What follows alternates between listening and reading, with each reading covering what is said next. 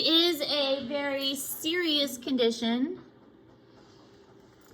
because the cancer can happen on any exposed surface, and tanning beds used to be more common than they are now.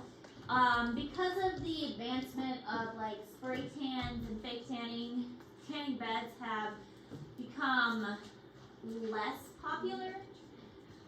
They used to be a lot more popular back when I was a teenager, but now spray tans are a little more realistic, so people do that more. Also, it's become a little more acceptable to be pale, so people don't care as much about tan. But being out in the sun without sunscreen is, of course, the leading cause of skin cancers. Now, anytime we're talking about cancer in general, I know I mentioned this some in biology, but I know I mentioned it in anatomy as well. Benign versus malignant. Benign is a tumor that is just a growth, and it doesn't spread. It is a growth that stays in one area, and it is not considered cancerous. It's just a growth that doesn't spread, and if you have a benign tumor, that is, it's not good. You don't want any kind of growth, but it is not as serious. It still needs to be removed. It still needs to be tested to determine if it's benign, but it is not as serious. Now, malignant means that the neoplasm, which is the tumor, has invaded other parts of the body.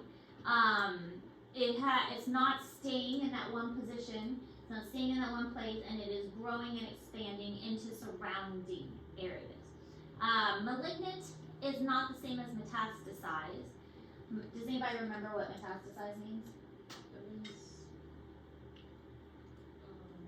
was like broke apart and started spreading around the body. Yeah. What is it? Yeah. So metastasize means it gets into the bloodstream and it goes somewhere else. So now instead of skin cancer, you also have liver cancer. Or instead of, if you originally had pancreatic cancer, it's metastasized, and now you have pancreatic cancer, and you also have bone cancer. So metastasize is the worst. If you have a cancer and it's metastasized, that's what you really want to avoid, because metastasizing is the worst case scenario. So basically, cancer is mitosis gone wild. It is cells that are, for whatever reason, just dividing and dividing without control. The checkpoint genes that are supposed to stop and make sure that mitosis is going the way that it's supposed to are not working correctly. They're not stopping the mitosis process. They're just allowing the process to continue repeatedly, and that is not something that we want to happen. So the three most common types of skin cancer are basal cell carcinoma, squamous cell carcinoma, and malignant melanoma. Now, thinking to the layers of the skin, basal cell carcinoma is in the basal layer of the epidermis, squamous cell carcinoma is for the squamous layer, and then malignant melanoma is for the melanocytes that cause the color of the skin. So that would be the ones that cause the darker pigmentation of the skin that is going through mitosis too much. So the names of it is telling what cells or what layers are affected. But none of them are good. Malignant melanoma is typically the worst and the most dangerous because it is the one that spreads the most quickly and is most likely to metastasize.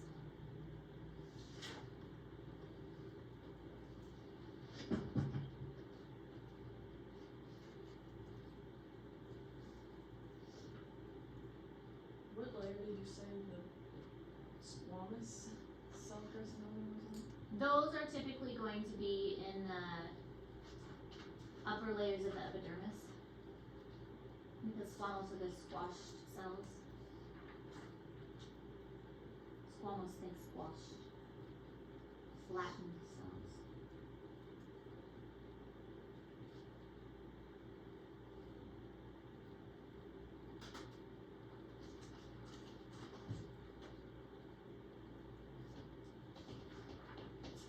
So we're gonna talk about each one of these, starting with basal cell carcinoma. This is the least malignant, but the most common. And it arises from the stratum basal layer. So this is the one that actually does the reproduction of the epidermis layer. So obviously it's going through mitosis a lot anyways.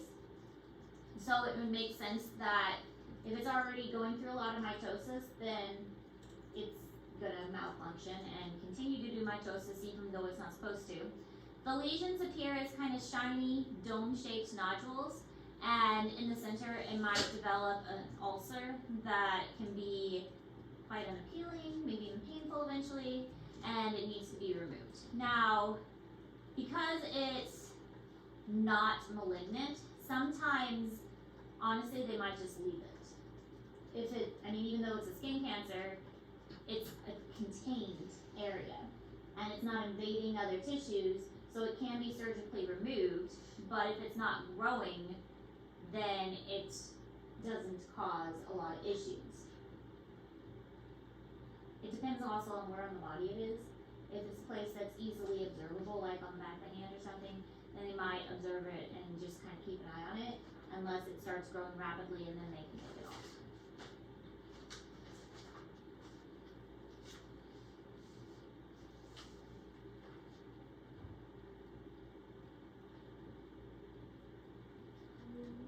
I forgot to look at the, I changed the other ones.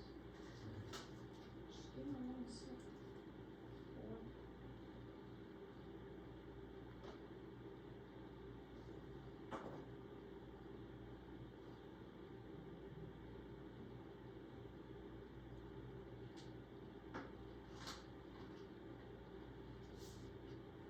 What does that even say? Just a little. At least my handwriting isn't that surprisingly bad. Hey, yours is worse than mine. What do you mean? I can't read yours. Well, of course you can read your own handwriting. Yeah, well, I can read what? Area what? So you can read my handwriting. Well, I just kind of guess, you know. So this is what basal cell carcinoma looks like.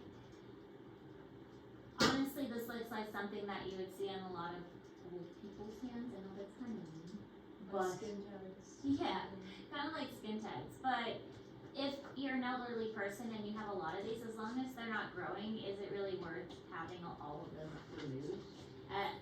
It doesn't hurt you as long as it's just there and it's not growing and it's not affecting the other types of tissue.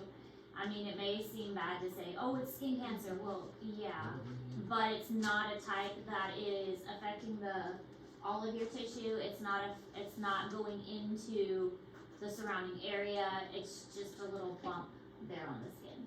So if it grows significantly, then yes, have it removed. If it starts to cause pain, then you can have it removed. But if it's in a place that you can just observe and it's not causing any issues, then, just keep an eye on it, really. So, Is that like the face? Someone's face? this looks like a hand, really, to me. It's hard to tell, like, this is a finger, this is a finger, this is a joint leading to a finger, this is a finger, this is the back of the hand. Why is it so red? You see a lot of elderly people's hands? Yeah. Like elderly people, their hands are really red. They always have like deep purple spots all the time. Squamous cell carcinoma. This one is believed to be induced by UV exposure and stratum spinosum layer. Lesions appear to be scaly reddened papules, and they will gradually form kind of shallow ulcers. Early removal allows for a good chance of a cure. These could metastasize to the lymph nodes, so these you do want to get removed. Again, this is why it's important to be aware of your body, especially, when you get a little bit older like me, and you people like me, I actually have a lot of moles and freckles, and so I am more prone to skin cancer because I have spent a lot of time out in the sun. So I do have to pay particular attention to all of the different moles that I have. I have more moles than most people. So paying attention to the moles that I have and making sure none of them change shape, that is something that I have to be aware of because that is a concern with the amount of time I have spent outside. But catching things early is an important way to prevent a lot of these skin cancers. Because if you remove them early, there's a really good chance for a cure. And that's really the main way to cure these is to remove them before they spread and before they metastasize. So with squamous cell carcinoma, removing them, making sure that it is entirely removed before it gets into the body, and not just the blood, but getting into the lymph system is another way it can spread.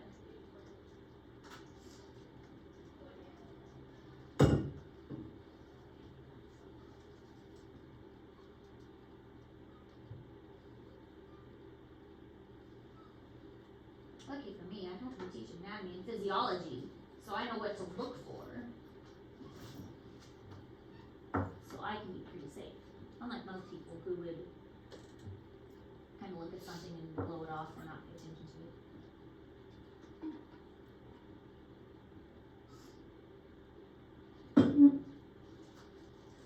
It's kind of fun every time I go to a doctor and they use big words. It's like, yeah, I know what that means. Yeah, I know what that means. Yeah, I know what that means too.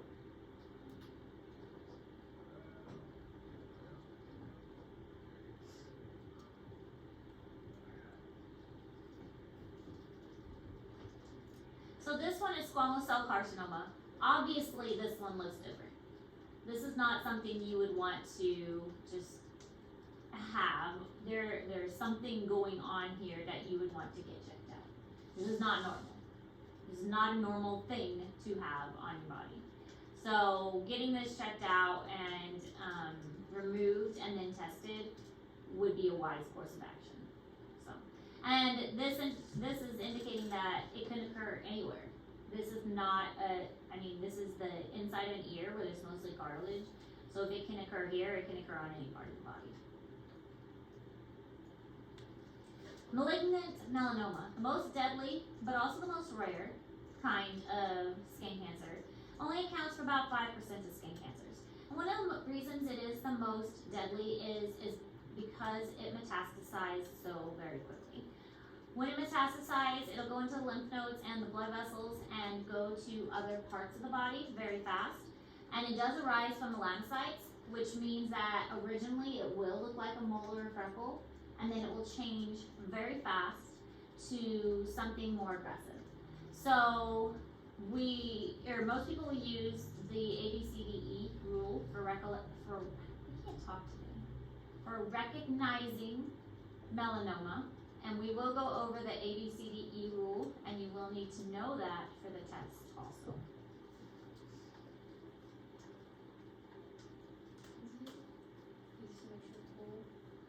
Asymmetry for A. The borders are like regular. B. Color. C. Sort of, or whatever, and then diameter. I don't know what Diameter. Evolving. Oh, that makes sense. Evolves and changes over time. That was in the paper that they're doing. Yep. Got it right.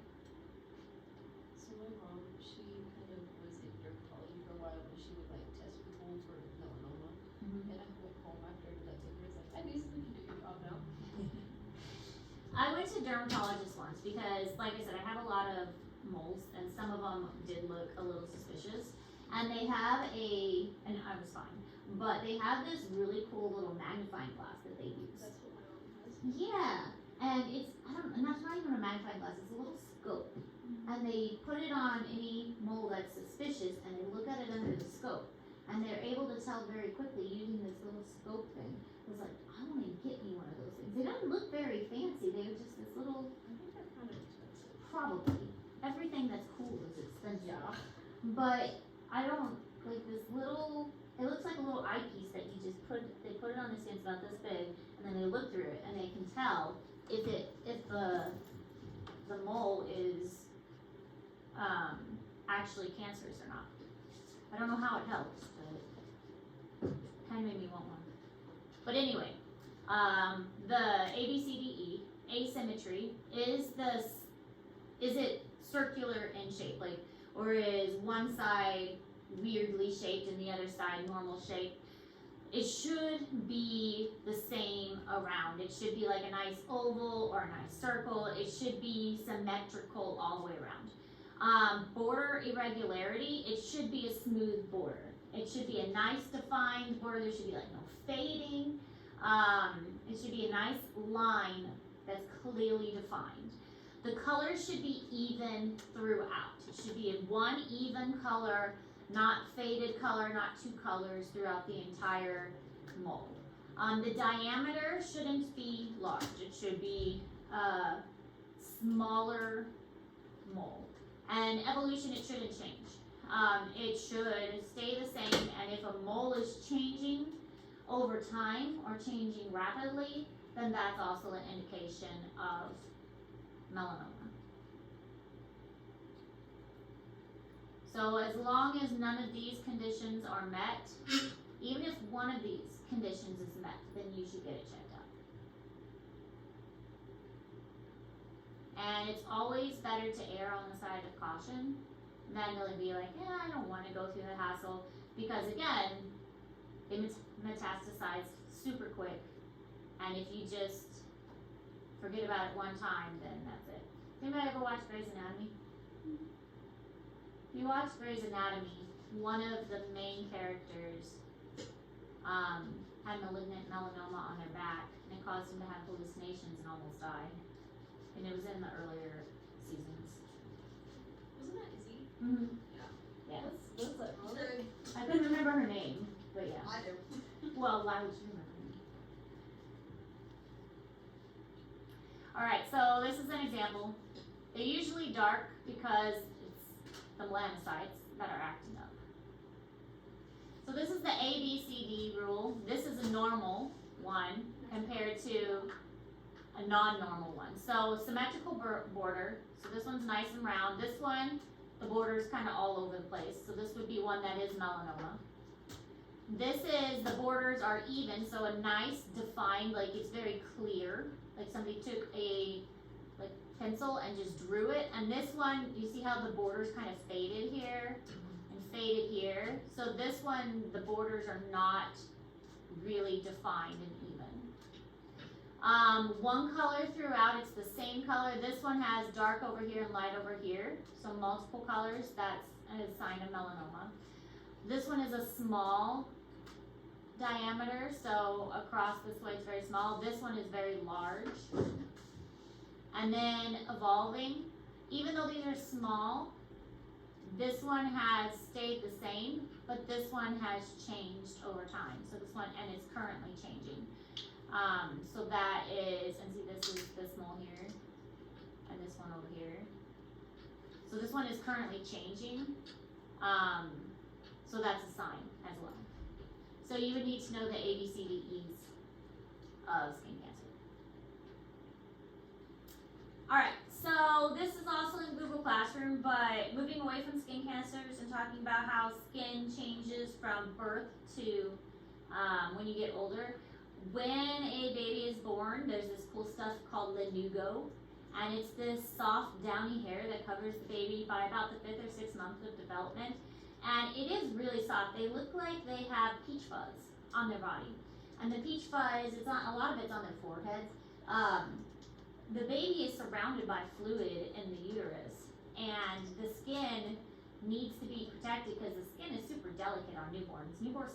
Newborn skin is so delicate and so like fine and sensitive. So lanugo basically acts as a protective coating for the baby when it's in the uterus, and it does disappear by birth, but after birth sometimes they still have this lanugo, and they look like they're little peaches with this like powdery fuzz on them. Vernix caseosa, that's kind of gross. honestly. When the baby is born, they have this cottage cheese stuff on them. It's pretty nasty. And a lot of times, as soon as the baby is born, the doctors will wipe it off them right away. So you only see it for a little bit. The doctors and nurses usually it's the nurses, are pretty good about wiping the baby down when they're born. So you don't really see the vernix very often, but it's this cheesy, waxy stuff that's on the baby right after they're born. Again, though, it's to protect their skin. I mean, they are in a water situation for 9 months, and their skin is sensitive, so it's like this protective coating to keep their skin good. So when babies are born, if you've ever seen a picture of a newborn, they have this waxy cottage cheese stuff all over them. But, you know, the nurses usually wipe them down really quick after they're born. Milia, this is small white spots, and they're common at birth, and then they disappear usually after the 3rd week. They look like little baby pimples, usually around the nose area and some on the chin of newborns, and you should not pick at them. And all of my kids had them, but they're just like little white spots on the baby. They look almost like little whiteheads, almost like little acne, but they do disappear. And also acne, babies do get acne as the mother's hormones leave the baby. The baby's hormones start to take over. Then all those changes does give like baby acne. So, but of course we all know what acne is, and that appears during adolescence and then continues on a little bit after that.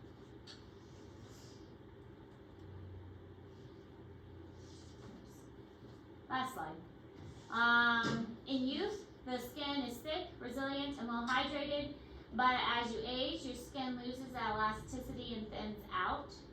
And because of the loss of elasticity, you're more likely to get wrinkles, you're more likely to get varicose veins and cellulite and things like that. That's all because the skin is losing that stretchiness that it used to have in the youth. It's going to be more papery thin. Elderly people especially, they don't have that thickness to them. You can see like the bones under their skin more. It's more likely to be damaged, more likely to have cuts and dry out. All of that happens as the skin ages. Balding or graying occurs with aging, usually around midlife, 40s to 50s to 60s. There's going to be balding, receding hairlines, hair turning gray, and of course that varies a lot too per individual and genetics. Again, genetically determined, like it says up there. Other factors, environmental factors, emotional stress, drug usage, alcohol usage, smoking, all of that will also contribute to hair loss. If you take supplements, then that could help with hair growth.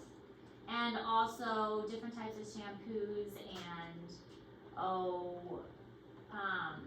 oils and things can help with hair regrowth as well, but usually that can get kind of costly. There's also different lotions and things that can help with skin to bring back that youthful appearance. There's retinols, and this one that starts with a nixamines. That's it, yeah. Can't pronounce it. But that helps with bringing back the bounciness and stretchiness of skin. Alright. Yeah. Yay! Now we're ready for our test on Tuesday. Tuesday? No, Friday, right? No, Yeah, Tuesday. Tuesday's fine. No, Yeah, it's Tuesday. tomorrow. I love Test Tuesday. tomorrow. You guys do it. Test tomorrow. I didn't do anything.